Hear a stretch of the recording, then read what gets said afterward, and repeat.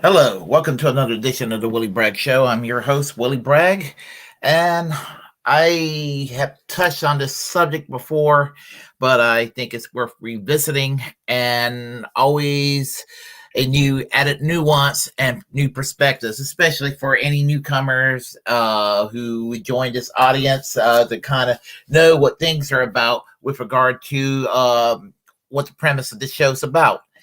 And the things that I like to achieve with this program. And one of the biggest things when I started this program a little over 2 years ago, soon approaching 2.5 years ago, it was basically to spread the word for the Bernie Sanders campaign in 2020. We know how that turned out, unfortunately. And I don't think he's going to run in 2024. I won't discuss Bernie Sanders too much. But I will say this. As much of a letdown as the 2020 primaries, as much as they were, as it was in 2016, I continue to want to see positive change take place and to change the political Overton window that's been affecting this country for the worse in the past 40 plus years. And I think that what we need to do is we need to kind of charted course and go back to the beginning. Not just go back to the beginning, which I would say that the reason we are as far right as we are as a nation right now, yes, I do think that the election of 1980 with the election of Ronald Reagan, his 2 terms, and the 2 terms of Ronald Reagan and George Herbert Walker Bush, his 1 term, and the 2 terms of Bill Clinton started the first shift of our country's modern right-wing era. And then I'm going to say that from George W. Bush all the way to Joe Biden would be the second shift of the country being shifted further to the right. And so anyway, what I'm going to do, and it's basically what I'm trying to get at is that it was the Reagan, basically the Reagan Clinton consensus and the Bush Obama Biden consensus is why we're at where we're at today. I didn't mention George Herbert Walker Bush here in this graphic. I didn't put him in this graphic because it's self-explanatory. He's part of Reagan and Clinton here. And I didn't put Trump in the second graphic that you'll see later on because it's self-explanatory. He's still part of the process, but there is a nuance as to why I didn't add Trump in there. So, and all that will be explained shortly. But I think we need to begin at the beginning. And even before 1980, I'm going to go and make it very quickly what I have to say. FDR's New Deal, 1932. From 1932, I would say argue from 1932 to 1980 was basically roughly an FDR New Deal consensus adopted by the Democrats and even reluctantly by the Republican Party. The FDR consensus basically strengthened unions, gave us Social Security during the New Deal, expanded jobs, infrastructure, things like the TVA. And one can argue maybe World War II helped jumpstart us out of the Great Depression. We had an infrastructure that was ready, able for us to efficiently get to do the effort to defeat the Nazis. So we were in a very good position after World War II, and Truman carried it on with his fair deal. Unfortunately, there were some setbacks with things like Taft-Hartley. Truman tried to have national health insurance. We call it single payer Medicare for all today, but that was put to a stop. But until the time Bill Clinton came along, pretty much almost every Democrat running for the nomination for president supported a single payer national health insurance, what we call Medicare for all today. Eisenhower came in. He kind of continued the New Deal consensus with the interstate highway system, implementing the top marginal tax rate of 90%. We had strong, robust unions that continue to create our strong middle class. We had, with the space race and the Cold War, we did, ironically, with the NASA program, we're able to take a public agency like NASA and create a lot of technology that created a lot of the creature comforts of technology that we all use today that we take for granted. Things like microwave ovens and the internet and just various, cell phones, all this stuff, CDs for the longest time and things like that. We were using these things. All this was developed by NASA over the years with regard to the space race over this course of decades. JFK came in with the New Deal. The New Frontier. continued things like the race toward the moon, and brought us civil rights, or tried to bring us civil rights, which was to become a reality when LBJ became president, and he gave us a great society, which brought us the New Deal. Brought us Medicare, brought us Medicaid, and brought us, a lot of the public services that some people demonize, but it's actually been a successful program. Unlike what many conservatives today say, they call it the liberal plantation. There is no such a thing as a liberal plantation. There is no such a thing as a liberal plantation. I get tired of such talking points. Even though there was a swing toward the right, or a conservative backlash in the 1968 election, and spotted with the Vietnam War going on and everything, Nixon did not govern that far to the right. And by today's standards, he governed to the left of Bill Clinton, governed to the left of Barack Obama, governed to the left of Joe Biden. He brought us the Environmental Protection Agency. He actually supported universal basic income, which was rejected out of contrarianism by a Democratic Congress and a kind of a right-wing response by Republicans in Congress. They ended up working together to put a stop to UBI. We would have been better off with a UBI program today. And Nixon was pragmatic, and he supported that. We had OSHA, Occupational Safety Hazard Agency. We had moderate justices in the Supreme Court instead of the right-wing clowns that we have today. The justices were not as civil libertarian friendly as they were under Johnson and Kennedy and even Eisenhower. It wasn't the Warren Court, but the Warren Burger Court was not as right-wing as the courts would become later on, as we have it today. Under Jimmy Carter, because there was a backlash with the McGovern defeat in 1972, we ended up with post-Watergate fatigue, the Vietnam War. We were all very cynical about politics in general, and people were just burned out and cynical, and that sort of thing happened. And in 1976, and during the Jimmy Carter presidency, he engaged in what was kind of a soft populist reaction in a more conservative direction by doing things like deregulation of industries, which I think was one of the worst things that Jimmy Carter started it. He started that, and contrary to what people have said about Jimmy Carter being ultra-liberal, ultra-progressive, he's a good man when it comes to his role of his post-presidency, but he governed kind of too much as a centrist while he was president. So there is that. Regarding Jimmy Carter, he did at least try to push for things like single-payer health care. We did have things like the Humphrey-Hawkins Act, which was called the United States Full Employment Act of 1977, I believe it was called, and which was supposed to guarantee full employment of living wage employment for all Americans. It's actually the law of the land today, believe it or not. It's actually the law of the land. But unfortunately, it's not being enforced. And unfortunately, when good laws are not being enforced, we don't get good things happening.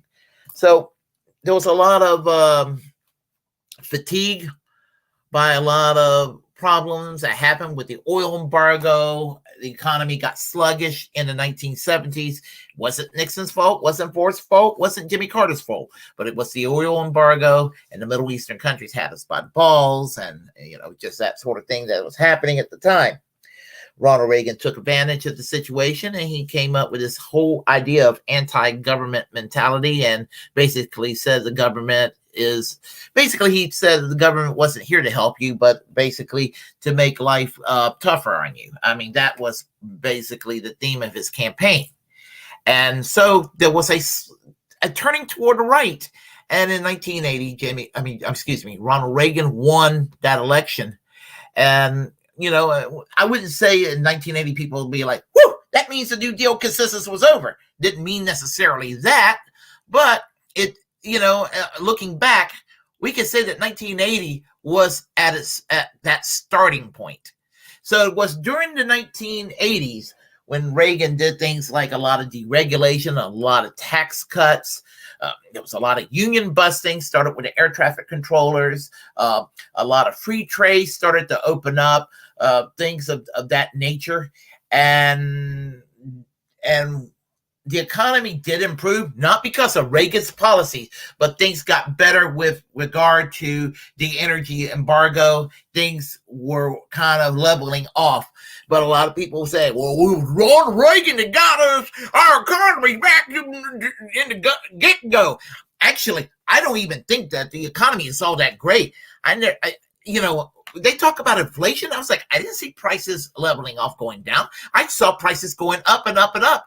I saw prices going up and up on everything. Housing was always going up. I never saw prices of housing going down.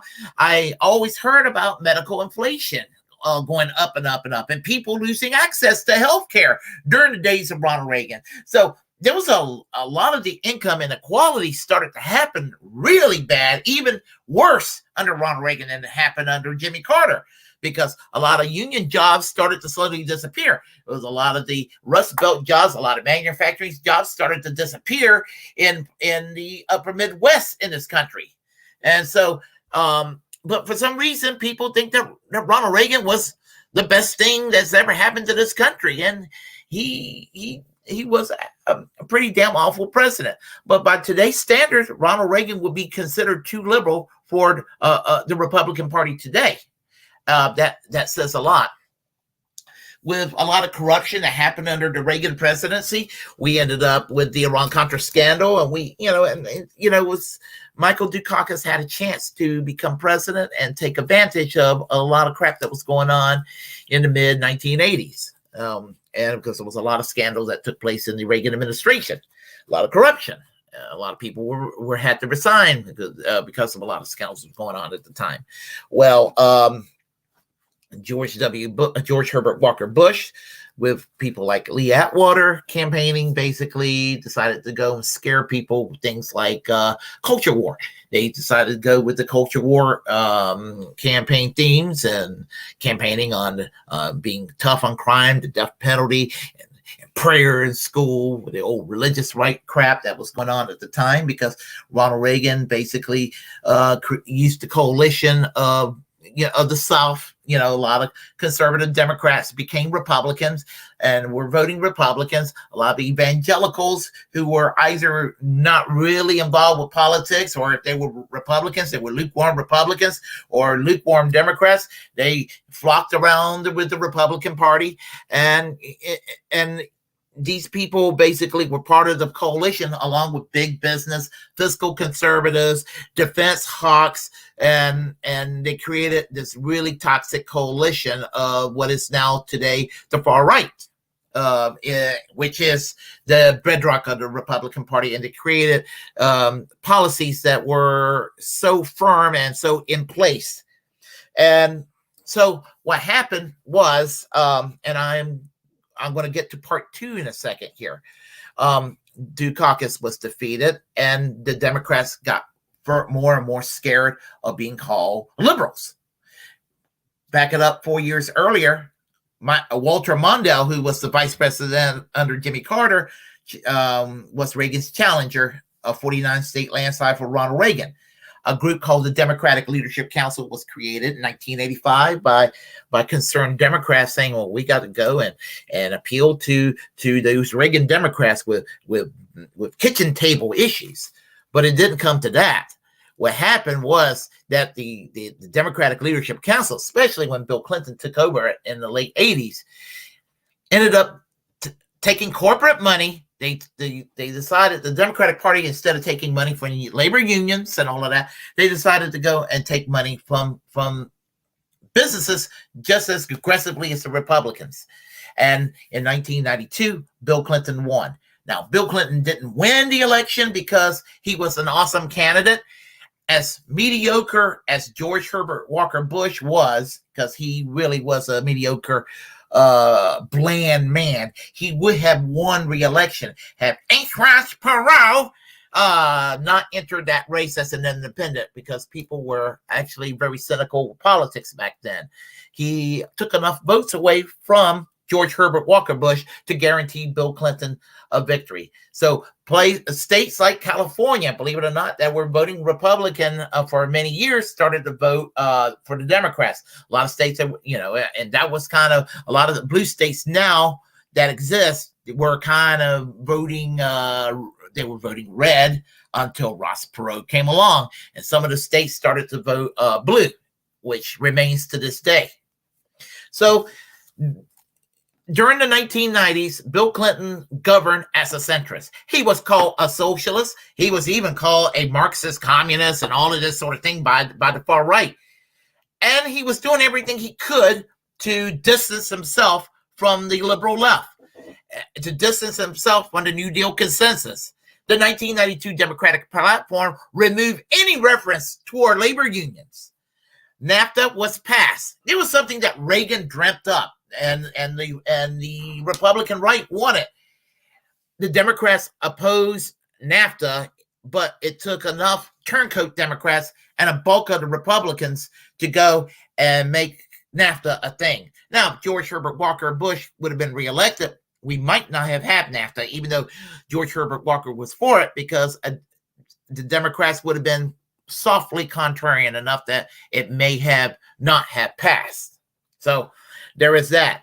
And then the Democrats promised to be tough on crime because they had this reputation of being soft on crime. So when the Republicans will accuse the Democrats of being against the death penalty, many of these damn Democrats will be like, I'm for the death penalty too. Stop saying I'm against the death penalty. I'm for the death penalty too. I'm just an asshole like you Republicans. Stop that. Stop that. That's how they acted.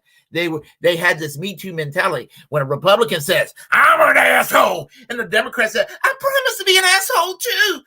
And people saw that in the 1994 election. They went and tossed out the Democrats and voted in the Republicans. And even with the health care plan that Hillary Clinton created, it wasn't Medicare for all, single payer.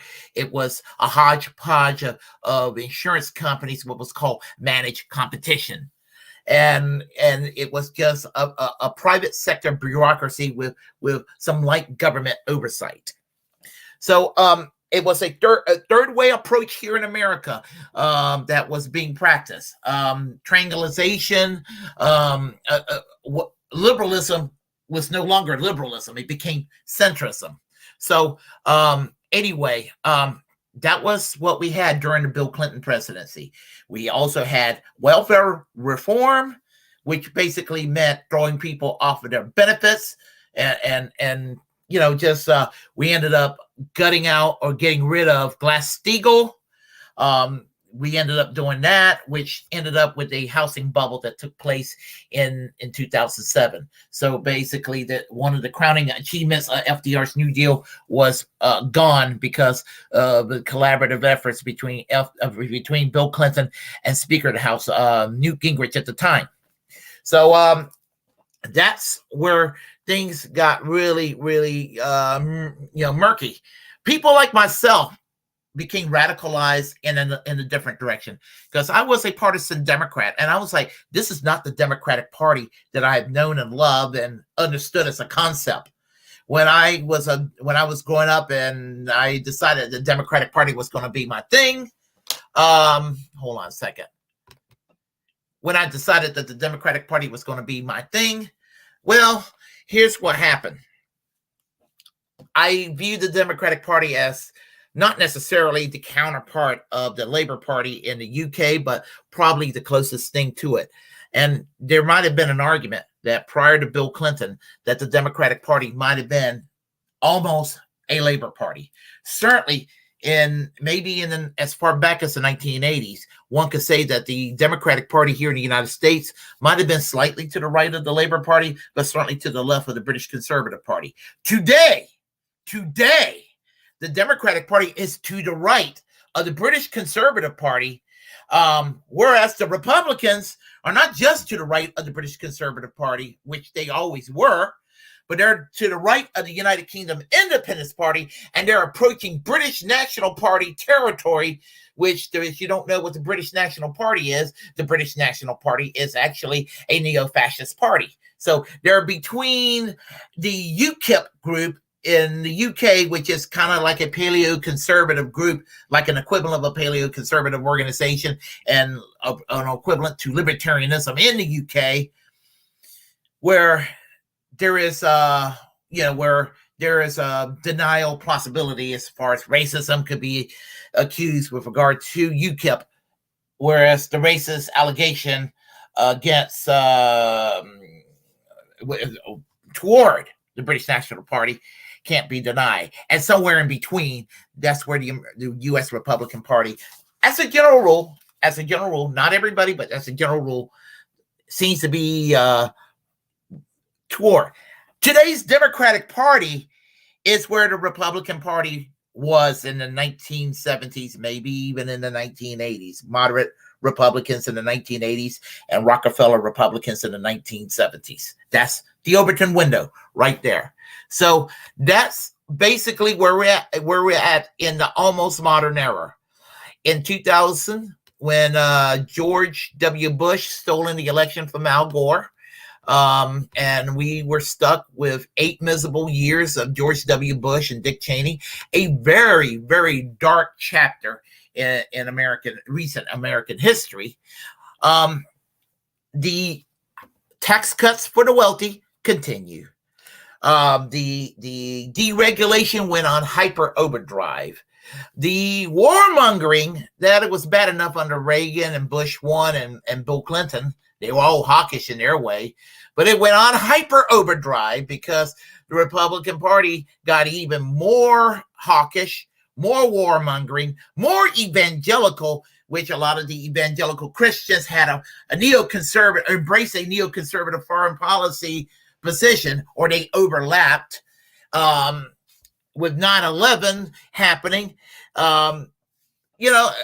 we were on the cusp of World War III because of what happened during the Bush years. So basically, we were sitting there just bombing the hell out of the Middle East nonstop because, it was this manifest destiny attitude with a neoconservative mindset and a 700 Club old time religion gospel hour praise that was happening within the Republican Party. And of course, the Democrats, being the cowards that they are, being scared to go and be too defiant toward the Republicans, went along to get along, and they voted for the damn war in Iraq and Afghanistan, voted for the Patriot Act, voted for all the surveillance state, everything that Bush wanted, maybe other than some domestic social issues differences. Pretty much George W. Bush got. And as I said, it was a very shitty 8 years. I remember it. All the people who think that Donald Trump was horrible. Donald Trump was horrible. Don't get it twisted. Donald Trump was horrible. But if you think that Donald Trump is worse than George W. Bush, guess again. George W. Bush is the worst president in our modern time. He was to the right of Reagan. He was to the right of Donald Trump. George W. Bush was actually one of the most right-wing presidents in modern time. And I don't understand why the fuck many liberals and progressives and centrists somehow fucking rehabilitated that son of a bitch. But they certainly did. And now, you even got Robert Reich, who's entertaining the thought of Dick Cheney's daughter, Liz Cheney, maybe running for president in the near future. So, as I said, hyper deregulation on overdrive, attempts to try to privatize Social Security, to even the prescription drug reforms with the donut holes and everything. It was meant to satisfy big pharma more than it were consumers, which I'm going to get to with Obamacare in just a second. People were fatigued with George W. Bush incompetence. And while there was a veneer of opposition between Democrats and George W. Bush with the Republicans at the time, they wanted change and hope and yes, we can. And by golly, they had Barack Obama elected in 2008. Now, just like they did with Bill Clinton, the Republican right especially with a black man becoming president, they thought, oh my God, we definitely got a socialist. We definitely got a communist in some cases. Oh, we got a Kenyan Muslim in the White House. Now, for those on the right that didn't use the Kenyan Muslim racist allegations, and they hated Obama because Obama is a socialist or a communist, or they thought he was, the same that they think of Clinton, or the same they think of Biden currently. Even though I disagree with them and I frown on it, I can respect that hatred, even though, because, you're going to hate somebody for being a red, and you're not going to sit there and go with the bigotry route. I can respect that. That's a genuine policy difference. You're just wrong to think that Obama is a socialist or a communist. But Obama chose the healthcare plan. Instead of before the healthcare plan, Obama chose not to do labor law reform, which I thought was more important than healthcare reform. Believe it or not, as much as I'm for healthcare reform, especially with the route of healthcare reform he went for. And he, instead of doing the card check, the Employee Free Choice Act, he no longer talked about it, even though he campaigned on it in 2008. He went with a Heritage Foundation plan for healthcare to force people to buy their own fucking private health insurance. Yeah, there was some Medicare and Medicaid expansion.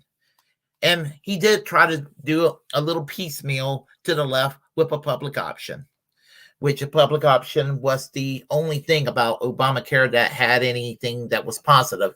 But he quivered and catered and buckled under pressure as soon as the Republicans had a tantrum, and the Republicans were like, we ain't gonna vote for your health care plan. You do this government run health public option. And the Democrats, being the pussies that they are, they were like, okay, Republicans, we want to work with you. And as soon as Obama basically kissed their asses and buckled under pressure, just the way that Bill Clinton did when Newt Gingrich was in charge in Congress back in the 1990s.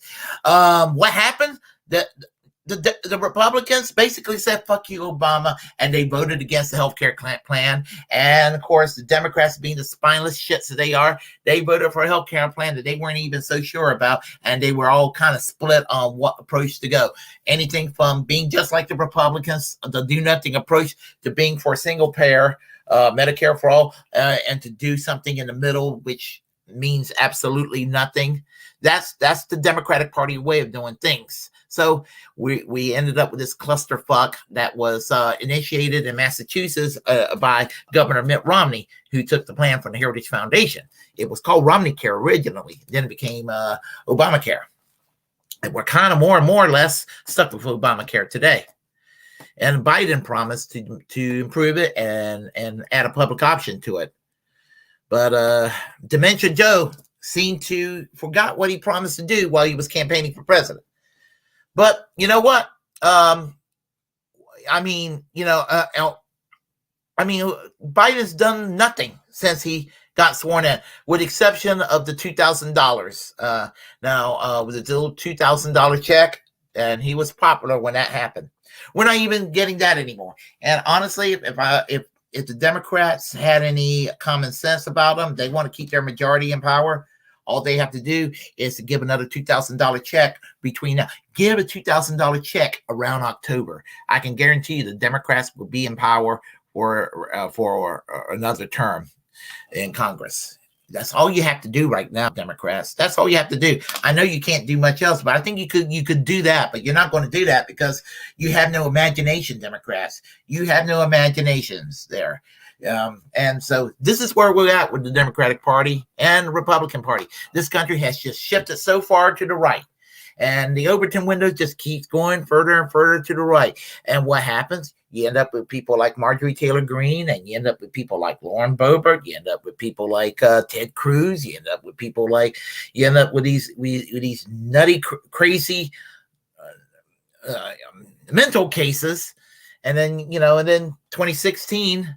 Even though he didn't believe in it fully, Donald Trump, who was previously a Democrat, decided to go on the grift train and decided to pretend he was this hardcore right-winger. He doesn't stand for a damn thing. He doesn't have an ideology, but he decided to go pretend to be a right-winger. Believe me, if he thought he could move ahead by becoming a pretend liberal, he would do it. He doesn't have an ideology, folks. He really doesn't.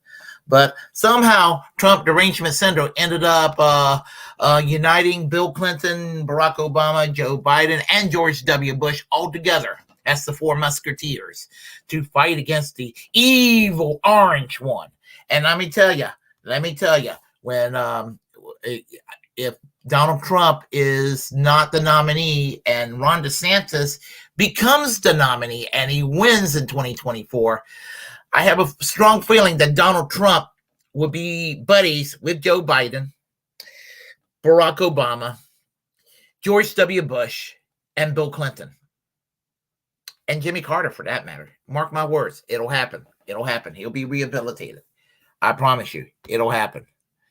Anyway, quick synopsis of how I'm seeing the country, how shifted so far to the right. And, as I said, I mean, I used Bernie as a kind of a vessel in many ways to try to do what we can to shift the country back into a more common sense direction. But unfortunately, it just did not happen. So,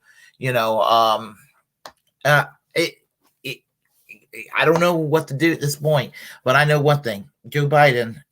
Obviously, Republicans are not going to get my vote for president because I've never voted for a Republican for president in my life. I never will, and I have not voted for a Democrat for president since 1992. I don't plan to in the year 2024 either. So I have been very much an independent when it comes to presidential votes for almost approaching 30 years now. So if you like what you heard, press like and comment. If you disagree with what I have to say, comment anyway. We'll have a conversation. Feel free to share the content on this channel. As the First Amendment absolutist, it's my duty to inform you to create your own platform and utilize it because we're, in fact, the muckrakers of our time. Let's see. Subscribe to this channel. Hit the notification bell. And until next time, remember, we have don't be discouraged. We have a class struggle to wage. We need to wage it. We need to find alternatives to war because all war is a racket to appease the military-industrial complex and to fatten the bank accounts of defense contractors. We need to fight for absolute equality for all people, regardless of who they are. And we need to fight for all free speech, and we need to fight for freedom of the press, because when people like Julian Assange isn't free, none of us are free. And when he isn't free, we're all Julian Assange. And until next time, I will conclude by saying music and come on back, and we will talk some more. Have a great one.